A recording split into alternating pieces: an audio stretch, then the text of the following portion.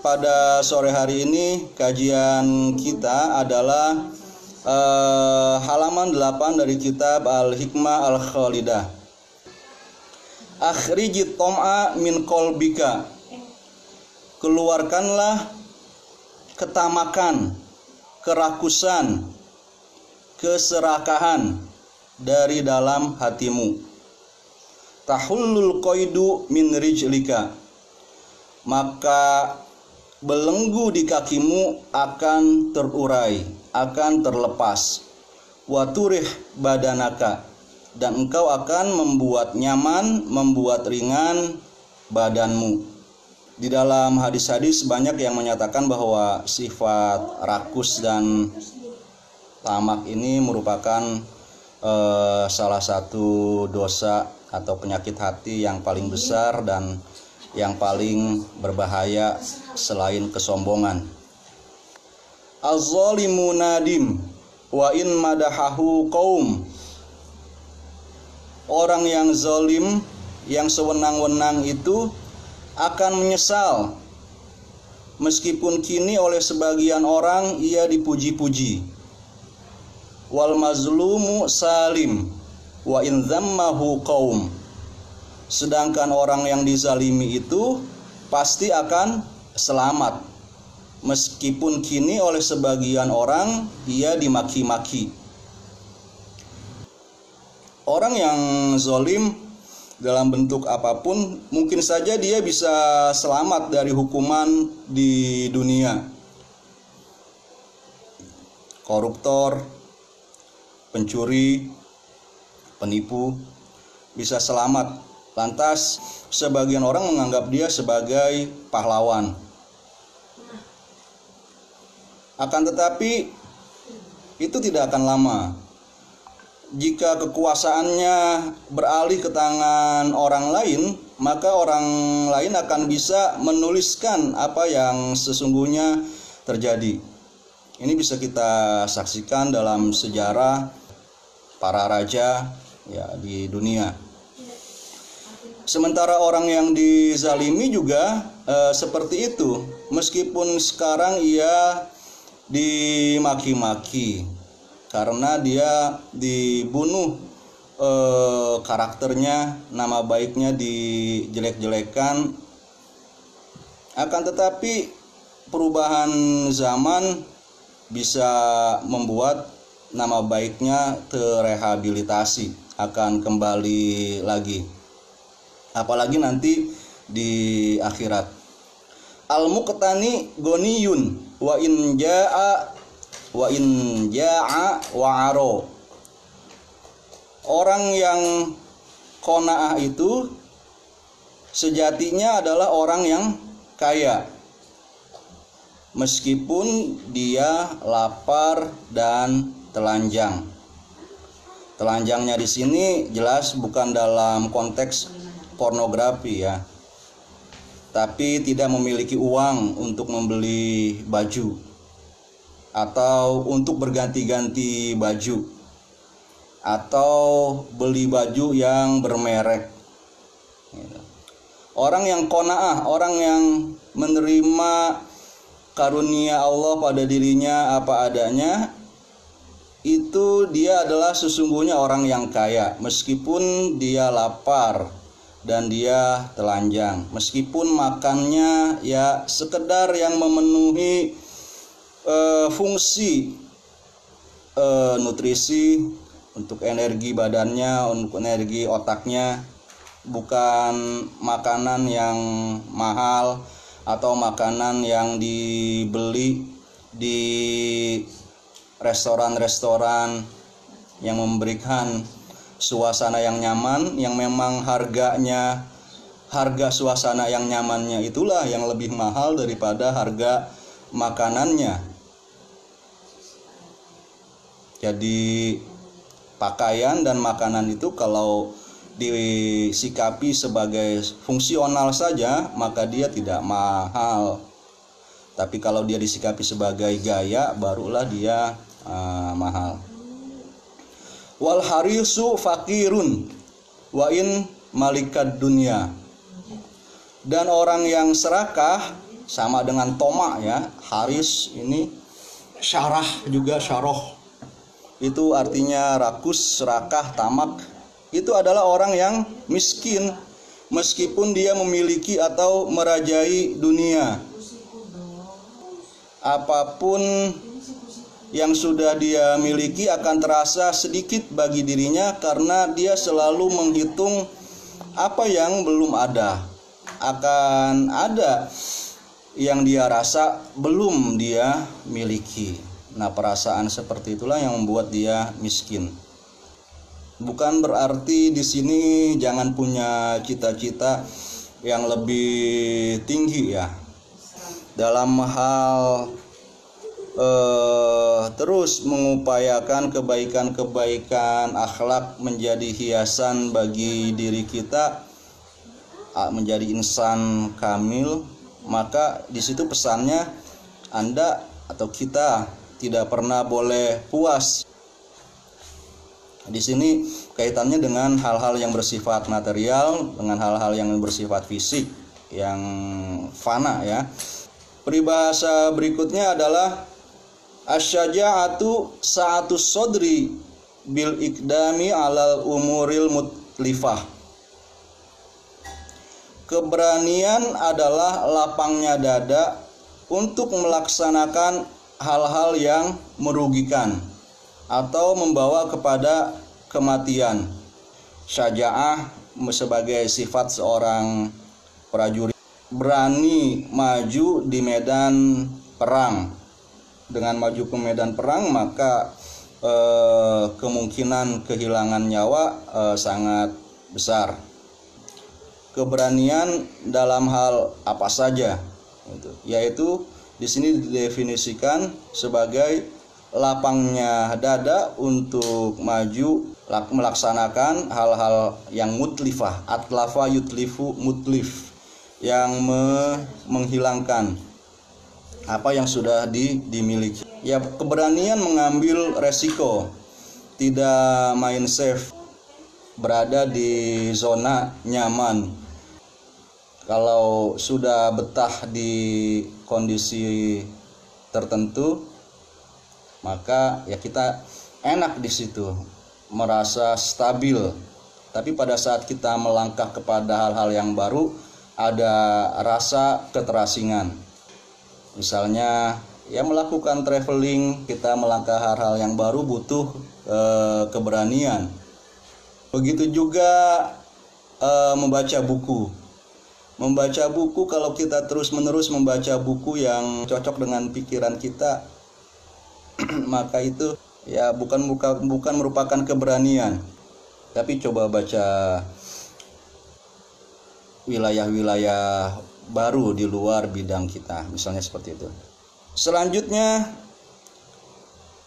wasobru ihtimalul umuril mu'limah wal makarihil hadisah.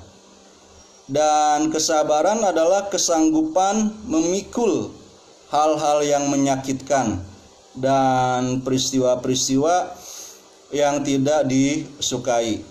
Belajar misalnya, belajar itu memberatkan mata, memberatkan telinga, tangan. Ya, kita duduk juga cukup bikin pegal. Akan tetapi saya teringat pada salah satu ucapan filsuf, saya lupa siapa yang mengatakannya, bahwa dia ditanya oleh seseorang, mengapa Anda sangat gemar membaca? Apa Anda tidak takut mata Anda akan rusak? Dia menjawab, tidak, saya nggak khawatir. Jika mata saya menjadi rusak, tapi mata batin saya menjadi lebih bagus, menjadi hidup akibat membaca ini, maka itu imbalan yang sangat bagus. Miskawai mengutip di dalam buku Al-Hikmah Al-Khalidah, as-sakha'u samahatun nafsi limustahiqil bazli. Kedermawanan, kemurahhatian adalah leganya jiwa kepada orang yang berhak menerima pemberian. Al-Quran memerintahkan kita untuk menyedekahkan barang-barang yang kita sukai. Jangan kamu memilih barang untuk sedekah, barang yang kamu sendiri nggak mau lagi memakainya, kecuali dengan memejamkan mata. Tapi selain itu, bagian kedua dari maksims atau dari amsal hikmah ini adalah badlur rogoib al halilah atau al jalilah ya. Yang berharga itu harus pada tempatnya. Jadi kita harus memilih orang yang tepat, pihak yang tepat untuk menerima sedekah kita. Seorang filsuf mengatakan bahwa kenapa dia pelit waktu dia ditanya seperti itu. Dia menjawab, uang ini saya susah memperolehnya, maka saya juga tidak akan dengan mudah, dengan begitu saja mengeluarkan uang yang saya peroleh dengan susah payah. Ya.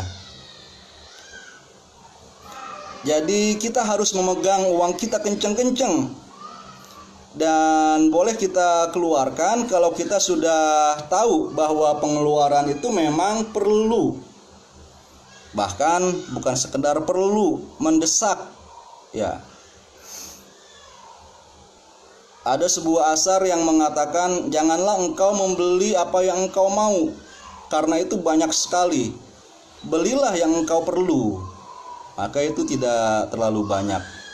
Apalagi belilah yang sangat mendesak, maka itu menjadi sedikit. Wal hilmu tarkul intiqam ma'a imkanil kudroh. Kelembutan adalah tidak membalas dendam padahal mampu. Wal hilmu tarkul intiqam ma imkanil kudroh. Kelembutan itu adalah tidak membalas dendam padahal mampu. Ya, ada orang yang tidak membalas dendam kepada orang yang menzaliminya karena dia tidak mampu untuk membalas dendam. Dia takut. Misalnya kalau dia lapor ke polisi, nanti orang yang zalim kepadanya bakal lebih semena-mena.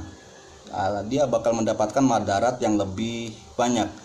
Nah, tidak membalas dendam seperti ini bukan termasuk kelembutan, karena tidak membalas dendam karena dia tidak mampu. Ini sungguh kezoliman ya. Orang yang seperti itu adalah korban yang perlu mendapatkan pendampingan dan pembelaan. Banyak sekali yang seperti ini. Sebagai orang tua misalnya, sikap orang tua pada anak itu bukan sekedar mengasuh dari kecil sampai besar, tapi juga membantu anaknya berbakti. Orang tua membantu anak agar anak bisa berbakti kepadanya. Di antaranya dengan cara apa? Dengan cara banyak memaafkan kekurangan-kekurangan yang dilakukan oleh anak. Bahwa anak jangan melakukan kedurhakaan. Tapi pelajaran buat orang tua yang lebih tepatnya adalah ridhonya Allah ada pada ridho kedua orang tua, dan bencinya Allah ada pada bencinya orang tua. Ada sebuah lingkaran. Jika anak durhaka, kemudian orang tuanya tidak ridho, maka Tuhan juga tidak ridho. Kalau Tuhan tidak ridho, maka anak yang durhaka itu akan terus menjadi durhaka. Akan tetapi misalnya bisa diputus lingkaran tersebut oleh si orang tua. Jika anak durhaka tapi orang tuanya tetap ridho, tidak mengutuk, tidak murka, maka dengan keridhoan orang tua ini, maka Allah juga akan ridho. Dan dengan ridhonya orang tua, maka si anak yang tadi katakanlah istilahnya dalam tanda kutip nakal bisa menjadi anak yang baik. Jadi itu salah satu kelembutan yang kita butuhkan. Kelembutan orang tua, kelembutan atasan pada kelembutan guru tadi seperti itu juga. Saya jelas tidak suka ya kepada hukum rimba atau penggunaan logika kekuatan. Kalau ada orang yang berbuat salah pada diri kita, musnahkan, binasakan. Itu hukum rimba. Kita menggunakan logika kekuatan. Ini pesan buat mungkin bagi mahasiswa juga yang aktivis suka berdemonstrasi gitu. Saya menyuruhkan kita untuk menggunakan kekuatan logika. Ini berlaku dalam mencegah kezaliman secara khusus atau kemungkaran secara umum, juga dalam menyebarkan kebaikan.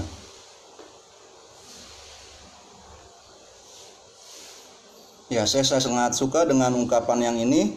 Al-hilmu tarkul intiqam ma'imkanil kudroh. Orang yang lembut adalah orang yang tidak membalas dendam padahal mampu. Ini dalam sekali. Kita lanjutkan. Miskawai di dalam Al-Hikmah Al-Khalidah mengatakan Al-hazmu intihazul fursoh.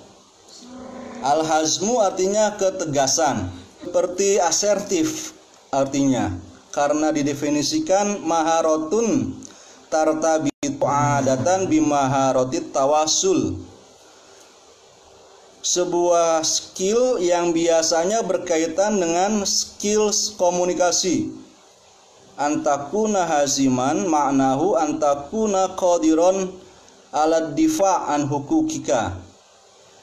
Menjadi orang yang hazm, menjadi orang yang asertif artinya Anda mampu membela hak-hak Anda.